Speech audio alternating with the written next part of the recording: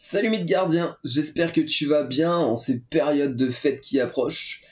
Aujourd'hui, sujet un peu spécial, je vais m'intéresser à un des commentaires que l'un d'entre vous m'a laissé, qui me parlait justement de faire une coque pour un MP3, mais sans avoir le MP3 ni la moindre information à son propos, à part à peu près la tête qu'il a, la possibilité de recevoir des photos de celui-ci, et de le positionner éventuellement à côté d'une règle pour avoir une notion de dimension. Alors effectivement, c'est un sujet un peu particulier parce que concevoir quelque chose sans avoir de plan, sans avoir l'objet en main pour pouvoir prendre des dimensions, tout ça, c'est pas forcément évident. Donc aujourd'hui, on va voir comment aborder une problématique comme celle-ci. Alors déjà, je vais faire une chose, c'est que je vais me rendre par exemple sur Amazon et je vais aller chercher, là pour le coup, un MP3, histoire de travailler justement comme si je venais de commander ce dit MP3. Alors, je vais partir sur une valeur que je sais relativement sûre, un MP3 comme celui-ci par exemple, parce que en réalité, si j'appelle ça une valeur sûre, c'est parce que si je vais dans les photos, eh bien j'ai cette possibilité d'avoir un plan de face de l'objet ainsi qu'un plan du dessous et du dessus. Ce qui n'est pas toujours le cas, évidemment. Donc, quand on sait que quelqu'un a un objet comme celui-ci, l'idéal, c'est de lui demander de prendre une photo en étant aligné avec ces vues-là. Alors, il va falloir déjà remettre une chose au clair en amont, c'est que lorsqu'on va prendre une photo d'un objet, celui-ci va être sujet à ce qu'on appelle la perspective. Donc, en gros, ce qui fait que quand on a notre angle de vue, donc là, on a notre œil, on a notre champ de vision. Quand on va mettre un objet dans ce champ de vision, eh bien, cette partie-là va nous paraître plus grande que celle-ci. Ce qui est normal, parce qu'en réalité, notre champ de vision, c'est juste un espace en 2 dimensions, et qu'il soit loin ou pas, c'est juste un facteur d'échelle. Donc en gros, là, ça c'est mon champ de vision, donc c'est un rectangle, on va dire, d'une taille par une autre, et cette taille ne changera jamais. En revanche, ce qui va pouvoir changer, c'est son facteur d'échelle. Et donc ce qui fait qu'un objet, quand on va le regarder de face, si je prends un cube, en vue de face, eh bien, avec la perspective, je vais me retrouver avec ça. Ça étant la vue du fond. Voilà. Donc, quand on va prendre une photo, comme je disais, la problématique, c'est qu'on va se retrouver... Hop, remets-toi sur moi, toi, bichette. Merci. La problématique, c'est qu'on va se retrouver, du coup, avec des valeurs qui ne seront pas forcément les bonnes. Donc, évidemment, là, ce qu'on va aborder aujourd'hui, ce sera quelque chose de relativement empirique. Les dimensions ne seront pas forcément parfaites. Donc, il va falloir faire preuve d'un peu du jeu et se dire, ok, quand on a des pouillèmes de millimètres qui se baladent par-ci par-là, autant prendre la valeur un peu au-dessus. Dans tous les cas, ça permettra d'avoir peut-être un peu plus de jeu. Bien, donc j'ai une image de mon MP3 avec une vue avant et une vue du dessous et du dessus. C'est parfait. Je vais pouvoir enregistrer cette image, ce que j'ai déjà fait pour le coup. Je vais vous parler d'un site assez intéressant, c'est le site dimension avec un s.com. C'est un site sur lequel on va pouvoir retrouver tout un tas de plans. Donc l'avantage, c'est que du coup, on sera en vue orthogonale, donc on aura vraiment des dimensions en aplat, et pas cette notion de perspective, comme je disais, qu'on a avec une photo. Donc là, par exemple, si je tape MP3, malheureusement, il y a rien. En revanche, pour ceux qui ont envie, la volonté de faire une coque, par exemple, pour un téléphone, je vais taper Huawei, par exemple. Alors, comment ça s'écrit déjà? Ouais, c'est ça, Huawei. Et là, déjà, je me retrouve avec plusieurs possibilités. Donc déjà, on a les téléphones Huawei, on a les tablettes, on a les ordinateurs. Là, par exemple, si je vais sur les téléphones, voilà, on va m'en proposer plusieurs. Voilà, donc j'ai toute une liste dans lesquelles je vais pouvoir retrouver les dimensions. Là, par exemple, j'ai le Huawei Mate 10, par exemple, je clique dessus, et j'ai toutes les dimensions. Et ça, c'est cool. La problématique que j'ai là avec mon MP3, c'est que je n'ai pas la moindre dimension, je ne sais pas du tout quelle taille il fait. Alors éventuellement, je pourrais me référer à des éléments comme le jack qui lui a une taille qui est tout le temps la même, le port USB aussi, mais ce serait pas forcément me faciliter la vie que de faire ça. En revanche, j'ai une dimension qui, elle, m'est donnée, et elle est simple, cette dimension, c'est les dimensions de l'écran. Donc si ici je fais voir plus, ici je vois que mon écran fait une taille de 1,8 pouces. Alors, à savoir que quand on donne les dimensions d'un écran, c'est le diamètre, donc du coin en haut à gauche au coin en bas à droite. Donc ce que je vais faire, c'est que je vais aller sur un convertisseur en ligne pour convertir 1,8 pouces en millimètres, et ça me donne 45,72. Donc on va plutôt arrondir à 46, on n'est pas à un pouillème près. Donc, une fois que j'ai enregistré ma photo, que je connais la dimension de mon écran, ce que je vais pouvoir faire, c'est me rendre sur Fusion, et ici, je vais insérer un canevas.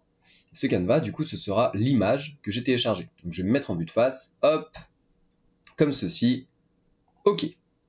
Alors pour l'instant, là, j'ai vraiment rien changé, quoi. Tout ce que j'ai fait, c'est vraiment juste, j'ai importé l'image, je n'ai même pas dimensionné l'image en tant que telle. Donc je vais m'aligner avec cette image, je vais créer une esquisse, hop, et ici, ce que je vais faire, c'est que je vais simplement prendre un rectangle, que je vais commencer de ce coin-ci, hop, à ce coin-là. Donc en gros, je vais prendre le ratio de l'écran. Donc en gros, la longueur, enfin sa largeur par sa hauteur. Bien, j'ai mon écran qui a frisé, un instant. Allez champion, merci. Je vais essayer de faire en sorte d'être au plus juste possible quand même, voilà. Une fois fait, je vais aller chercher l'outil ligne, et je vais faire simplement un trait en diagonale qui part d'un coin à son opposé. Et là, je vais aller chercher la cote d'esquisse pour demander à ce que entre cet axe-là et celui-ci, il y ait un angle. Donc là, on va dire 52 degrés, manifestement.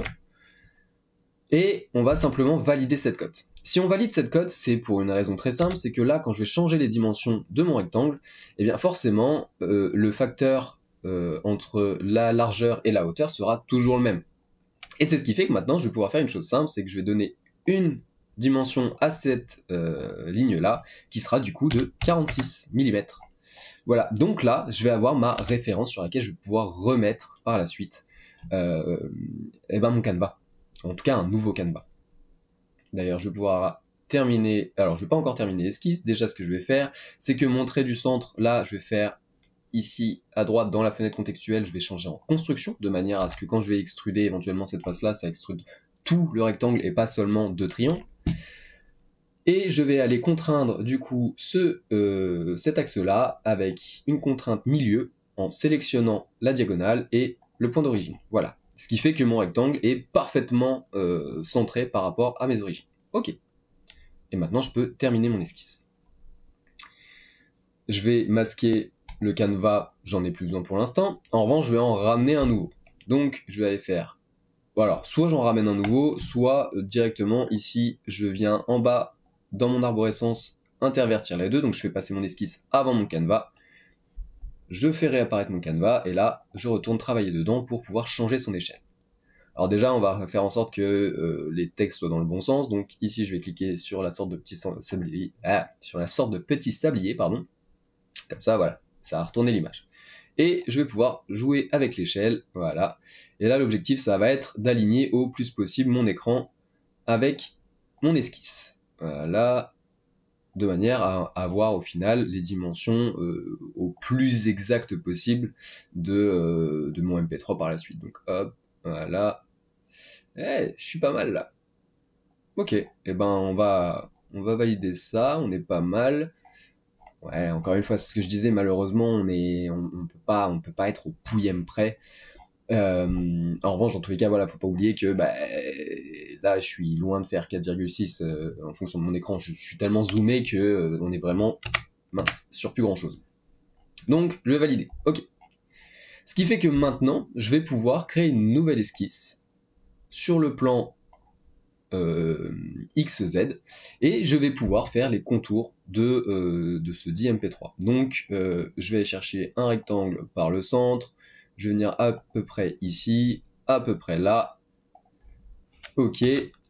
Donc, l'objectif étant d'être dans les coins. Comme je disais, malheureusement, à cause de la perspective, déjà, on voit que, en réalité, le MP3, il est un peu incliné. Il est pas exact, on n'est pas exactement en face de lui, parce que ici, on a une courbe qui est plus importante à gauche que à droite. Ici, pareil, on essaie de s'aligner au mieux. Bien, alors, on va même s'aligner plus dans les coins, parce que justement cette notion de courbe elle est due à cette perspective, donc l'idéal c'est vraiment de prendre les coins. Ok, là ce que je vais faire c'est que je vais utiliser la cote d'esquisse parce que en général quand on va fabriquer un objet comme celui-ci on va pas mettre de pouillème de millimètres, ils vont avoir tendance à être plutôt précis. Donc là si je prends la dimension en hauteur, comme ça, ils me disent 95,59, on va dire 96. Ok. Vraiment, ça bouge pas de grand chose, quoi. La largeur, on va dire, donc là il me dit 44,26, on va dire 45. Alors là, ça l'a bien élargi quand même, mais on va voir quand je vais le repositionner. Ce que je vais faire aussi, c'est que je vais créer un axe qui part du centre de mon arête en haut au centre de mon arête en bas. Donc c'est simple, à chaque fois un triangle apparaît. Je vais sélectionner cette arête et je vais la passer en construction aussi. Et tout ce que je vais faire, c'est que je vais l'aligner avec mon centre en utilisant la contrainte coïncident. Voilà. Donc là, en utilisant la coïncidence, on voit que bon, 45 c'est un peu beaucoup. Donc on va changer ça. On va mettre 44,5 comme eux ils avaient à peu près. Donc là on voit qu'on a un espace ici, on en a un à peu près de la même dimension à droite, voilà, on est plutôt pas mal. Ok, ça me plaît plutôt bien. Je vais valider sa hauteur comme ceci, donc de là à là je vais mettre 24 mm. Ouais, on va essayer 24,5 de manière à avoir quelque chose d'à peu près cohérent. Voilà. C'est plutôt pas mal. Bien.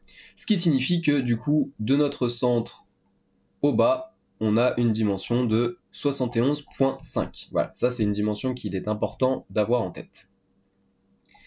Je vais terminer mon esquisse. Je vais masquer pour l'instant mon canevas.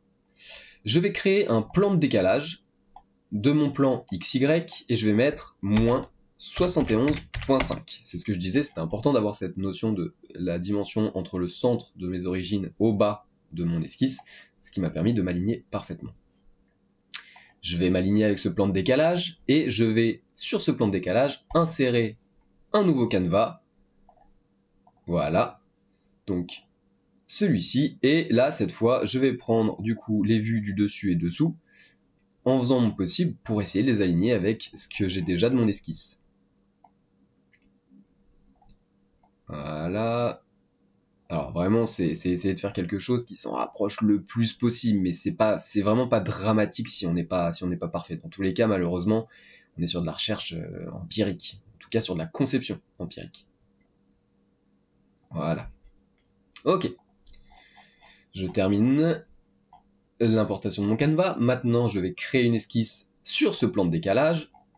Et ici, eh bien, je vais faire mon possible pour construire cette même forme. Donc pour ce faire, je vais déjà aller chercher un rectangle par le centre, que je vais accrocher à mes origines, et on va faire en sorte qu'il ait des dimensions qui soient sensiblement les bonnes. Donc manifestement, le MP3 doit faire... on va dire 9,5 mm d'épée, 8,5, et en largeur, pour l'instant, on va seulement aller jusqu'à... On va mettre 20. Alors si je ne vais pas jusqu'au bout, c'est simple, c'est parce que là, maintenant, pour faire la suite, je vais utiliser des ellipses. Donc je vais aller dans Créer, ellipse, je m'accroche au centre de l'arête de mon rectangle ici, je vais jusqu'au bout de mon esquisse, et hop, je m'accroche comme ceci. Voilà. Allez, viens là, toi. Voilà. Là, on doit être pas mal. D'ailleurs, je pense que j'ai un peu surdimensionné mon rectangle. À mon avis, il est plus à 9K. Voilà. Bien. Une fois fait, je peux terminer mon esquisse. Et maintenant, je fais une extrusion de ça. Hop. Jusque tout en haut. Donc, je me rappelle plus exactement combien j'avais mis. On était peut-être à 96. On était à 96. Ok. Et je termine mon esquisse. Je vais masquer le canevas que je viens d'utiliser. Je vais faire réapparaître l'ancien. Bien. Je vais créer une esquisse sur mon plan XZ. Et ici, je vais faire un cercle qui va à peu près autour de nos boutons. Donc je m'aligne avec le centre. Hop. On va faire un cercle qui fait 36 de diamètre. On va faire en sorte qu'il soit, alors déjà, le centre du cercle aligné avec les origines verticalement. Donc là, c'est bien, il peut plus se déplacer de gauche à droite, et on va essayer de l'aligner à peu près. Vous voyez, c'est ce que je disais, c'est que, étant donné que la perspective a incliné légèrement notre objet, eh bien, on peut pas avoir les mêmes dimensions à droite et à gauche. Donc, c'est vraiment de l'à peu près. Voilà. On termine l'esquisse. Je vais pouvoir masquer mon canevas pour l'instant. Je vais extruder mon rectangle qui est à l'intérieur et le cercle que je viens de dessiner. Éventuellement, je peux masquer mes corps pour me faciliter la vie. Voilà. Ah. Non, juste toi, s'il te plaît. Merci. Je fais réapparaître mes corps et j'extrude ça vers l'avant en faisant joindre. Ok. Bien, là on est pas mal. Je vais masquer l'esquisse qui était celle de mon rectangle. Bien. Donc là, en théorie, on a quelque chose qui va pouvoir nous servir d'outil pour faire la coque qui va aller autour.